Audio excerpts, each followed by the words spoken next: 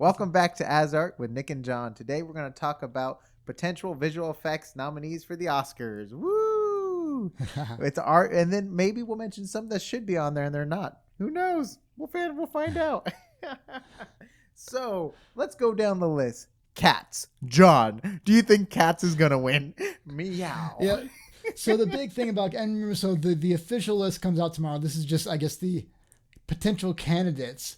But the funny thing about Cats, as far as the visual effects department, is when you're in school and whatever, real world jobs, whatever, you don't get paid if you don't finish your project on time or get to work on time. And when Cats was released in theaters, the visual effects were not done. Literally after people had gone to go see the movies, after a number of days or weeks or whatever it was, the companies sent out updated files. They call them DCPs, digital content protection files, to the theaters with updated shots. And so in certain shots, there's completely no visual effects for the hands. Like there's just this woman's regular hand, wedding ring and all. And then they replaced it later on, after audiences already paid to go see it, with the more refined visual effect shots. And I guess from overall, it's still not as polished as it ideally would be, but it's kind of funny. So, I mean, I'm not saying that it shouldn't be still appreciated for its visual effects, because you can imagine every single main character being completely kind of turned into a cat. But that being said, I don't think you can get an Academy Award if you didn't finish your work on time. So, I mean, that's not to bash it for it's what it's doing. But yeah, I thought that was kind of interesting. I almost want to call the year 2019 face warping year or face manipulation year, because I feel like everyone's up for like something with the face. Thanos is a fully CG character and like all the detailed that battle, what's the battle angel one called? Alita, battle angel. Alita, it's modified. Like modified with the face. The Irishman, very Gemini Man, right? Gemini Man, another one. Cats, another one. Very heavy with face stuff this year. It's like, that's very interesting. I didn't think about that either. It's so crazy. So this is the year of the faces. I hope so. It's not that we haven't had effects like this done before, but pretty much the entire movie changing things out. Yeah, that's a very, very big thing to undertake. Terminator, didn't they do a younger Arnold? Oh, maybe not. I mean, it's Arnold at his current age. There might have been a few shots where he's younger. That's right. Okay, I'm trying to remember. I just know everyone's de-aging everyone nowadays. Everyone in Hollywood wants to look younger. Who needs Botox when you could do? Yeah. Well, I mean, that's been a big thing for a long time, is de-aging in certain shots and commercials and things like that. But to the extent that they're doing it for how many minutes and or how many hours they're doing it, and Gemini Man's a good example where it's a completely digital younger Will Smith alongside his older, kind of real world age. And then you have The Lion King. That was like praised for its 3D realism, even though it did terrible when it comes to emotion and character acting through the characters, because we know the 2D characters that's kind of a tricky one. So it looks very realistic, but then when you compare it to a 2D animation where you can get that expression and push the boundaries of what are considered realism, not bad movies, just maybe are the ideas completely valid. I mean, from an idea standpoint, it made a lot of money, so the idea is valid, but did we need and they call it live action, but it's more animated than anything. It's, it's completely CG done, but it's very interesting. But as far as technical achievement and looking real and things like that, it's a very, astounding. It definitely should be on that list for sure. I think Aladdin also came out this year too. That's another movie where they modified Will Smith's face. That's right. Will Smith got the facial treatment this year. Huh? Gosh, he got all the different faces this year, man. He turned blue. He turned young. Man, that's crazy. How funny. And then Star Wars, obviously, is Star Wars. A lot of money goes into that. It was very beautiful with the effects and everything too. It felt a little crowded, just like how Avengers kind of felt crowded too, with the last battle scene. And they're both owned by Disney, and their poster colors are the same. Their colors of the movies the same. So everyone's using the same color palette over there. So, but yeah, I mean, John, if you had to pick a movie to win, like for yourself, what movie would you want to win? Like, you know what I mean? Like for what it's for visual effects? Because wait, but before you release that information, let's talk about like, should it win because it bettered the story, or should it win for like technical achievement? You know, yeah. Go Yeah, for and it. that's a very hard distinction to make for us as well. Is it did it push the boundaries of what you can do in visual effects, or did it integrate the visual effects the best into the story? Did it is it an overall package that happened to have very good visual effects? And that's a very hard thing, because if you look at Avengers or Star Wars, or even to a much more subtle but just as intense level, The Irishman or Gemini Man, where you're trying to do very seamless integrations of digital characters, all those are very valid reasons to win Best Visual Effects. And we talked about in another show about how the same year that Episode 1 came out, we had The Matrix win Best Visual Effects. And while I like The Matrix way more, the first one especially, than, say, Episode 1, Episode 1 was the first movie. We're talking about all kinds of digital characters. That was the first movie where we had a main feature-length digital character in Jar Jar. From a technical standpoint, did that deserve to win? A lot of people from ILM thought that did, whereas The Matrix went in this different direction where it integrated this world and this idea, and the effects were maybe a little bit more in your face as far as the bullet time and things like that. But does that warrant being chosen over something like Episode 1? So in my view of things, I could see it going either way. Any of those, whether you love the movie or not. Gemini Man did not do great in theaters. Terminator did not do great in theaters. But again, all these, there's so much work that goes in behind the scenes by the artist, whether it's something that's animated like, say, Frozen or Lion King that's completely CG, or something that's integrated with live action, which is sometimes even harder. It's really hard to choose. Now, if I had to choose one for me, out of the ones that I saw, I think The Irishman, if you're trying to go for what you're pushing, that's kind of a really, especially, but you have to read the backstory about it to really appreciate it, how they're trying to capture the performance and still do a digital de-aging. So honestly, I have a hard time choosing on that. That's a really hard list, because you think of Avengers Infinity or Endgame, that's every shot is a major shot in any other movie, and every shot's like that. So it's really hard to choose. I don't know. What about you? It's kind of interesting now that you mentioned that. For 3D, for animation now, I wonder if animation should be included with visual effects, because like I feel like what animation does sometimes alone is better than even visual effects films, and they don't get the credit for it, because like for animation it's like story and visually, you know, it's like all these things in one. And like music, it's like everything you take for nominations for best picture, best for soundtrack, best this, it's like for animation movies, I think they judge all those categories and be like, oh, it's just an animated film. But let alone, I think animated films may make more money than other films. But anyways, and then maybe animation's categorized as like a kid's thing too, where it's not even categorized as like real too, movies. because I'm assuming when they say visual effects, there's some live action in there as well. Maybe that's the distinction. But still, you're right.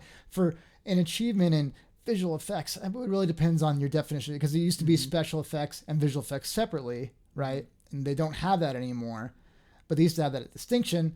And now you have these animated films that are just absolutely stunning achievements.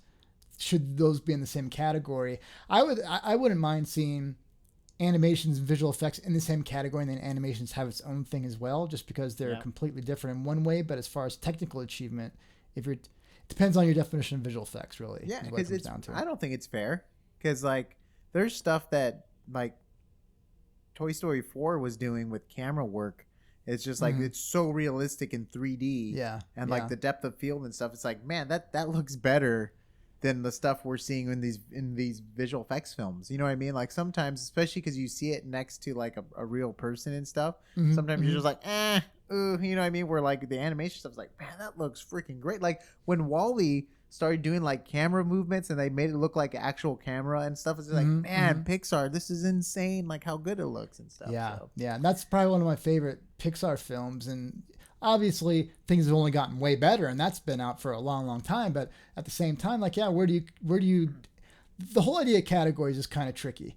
Do you need to have a best actor or actress, or just, hey, who did the best job acting? I wouldn't mind if you have best actor and actress categories, and then you just have who did best over. You know what? I don't know. It's just really weird. The whole idea of categories. I love lists and categories and breaking things down, but at certain times that just doesn't really feel valid in certain cases. So visual effects, animation, what categorizes you for really technical achievement, it's hard distinctions to make. And I don't think that the people that are voting on them are even giving them as much side as maybe we are right now. And it was just crazy though, because like all these movies probably did extremely not a majority of these movies did well in the box office probably Some of because them definitely did not. Yeah. I mean, but for the visual effects, like for sure the biggest movies of the year, like the if you look at the top grossing films this year, Oh I yes, bet yeah, you they're on that majority list, of yeah. them will have heavy visual effects.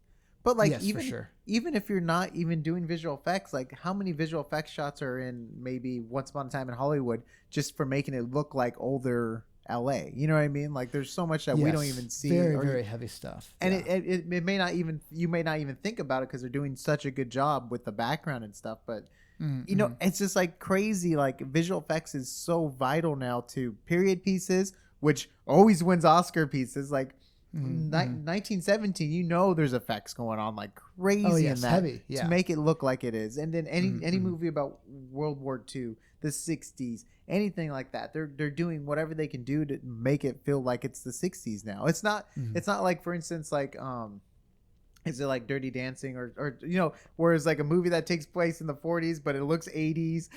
You know what I mean? Yeah. Like Yeah.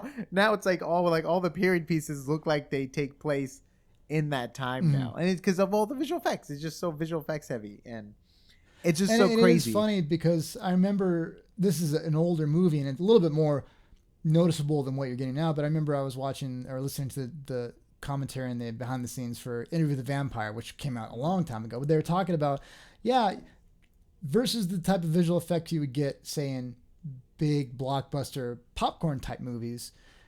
The people that work on those films visual effects wise are almost guaranteeing you don't get nominated for an Oscar because they're wanting to do subtle kind of seamless integrations, whether it's, and again we have to include special effects and practical effects in here as well, but if you don't make it in your face, you're, unless it's the year of faces like this year with Gemini Man and Irishman Gosh, and yeah. Thanos and everything like that, then maybe this time around it helps you. But usually if you don't do in your face type of effects, you're not going to be considered a visual effects movie. Whereas if you didn't have effects in these movies, none of them would be probably watchable even. Yeah, it's just crazy though that this and animation is considered like a B category. Like, Yeah, you know, it's yeah, like as a far as quarter of the Academy time. Awards, yeah. It's like a quarter of the time on the screen. They're like, oh, best visual effects. Yeah, I don't know.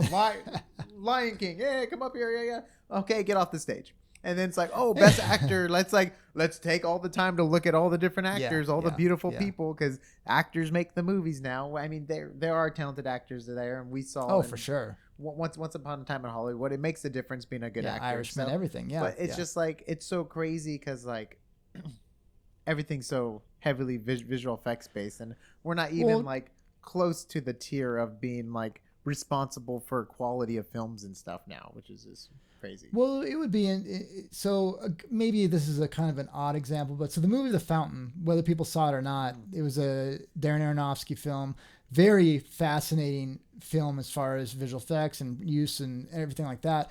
That originally, so that's Hugh Jackman, right? I don't know if you know this, a lot of people don't know this. Brad Pitt was originally in that film, and up to a few days before they started shooting, he was set to be the lead role. And he said in his contract, there was stipulation that if he didn't agree with the story ideas, he could pull out. So he pulled out. That whole movie was put off of production right before it started for like a year or two before they rebooted it as a much lower budget film. So actors and actresses, if you're at that tier, have the ability to completely start or stop a train of a movie. Tom Cruise, if he's in on a movie, all these wheels start to turn that make this movie happen. And that's not to say that they shouldn't, but visual effects wise, we'll just, It's like an afterthought. yeah. I mean, It's it's an not an afterthought. afterthought. It's not to say that, that people don't appreciate. Just when you think of traditional filmmaking categories before visual effects got huge, and even special effects, 1977, Star Wars kind of really brought that in the forefront with ILM and things like that. It's not an afterthought anymore. But the traditional categories of Academy Awards, it's just not considered on the same level as Best Director, Best Picture. But at the same time, you might win Best Director for a visual effects movie like Life of Pi when it's 99% of what you're seeing on screen is all CG. Yeah. And again, that's not to discredit the actors, the directors, or anything. It's just there's a lot of tension under the scenes, behind the scenes. Especially Visual if it's effects used artists. to get you into the story. You know what I mean? Yes. Like The Irishman, perfect example, right?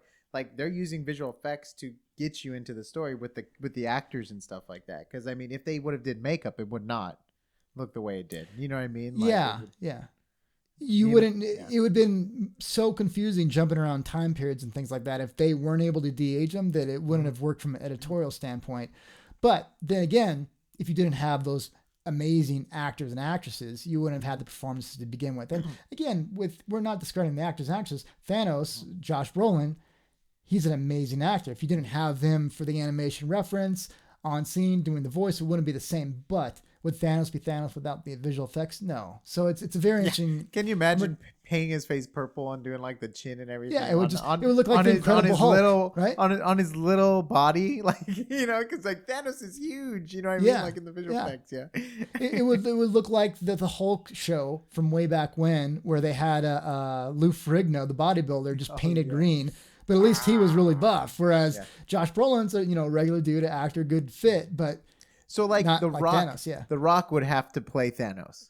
Yeah, that's a good know what I point. mean? You But would have then- to find someone, Yeah, but then it would be The Rock, obviously, because The Rock plays Yes. The Rock, which is Yeah, fine, and it yeah. works. It works for the roles he does, but like, can you see The Rock being Thanos? Like, Thanos. maybe, Whereas he- maybe, yeah, he would you know what I have to, mean? I don't think we've seen him with his acting chops like pushed to that far or anything, but like, Uh-huh. it's hard to get to match like visually what you need and the Yes. acting that Yeah, you yeah. want. Like for obviously when the directors are shopping for the characters and stuff or the actors, they want to what they think would be the best fit and stuff. But like The Rock, body build wise, would have been Thanos probably, And with- you with would some makeup. typically have to do that. Yeah. Yeah.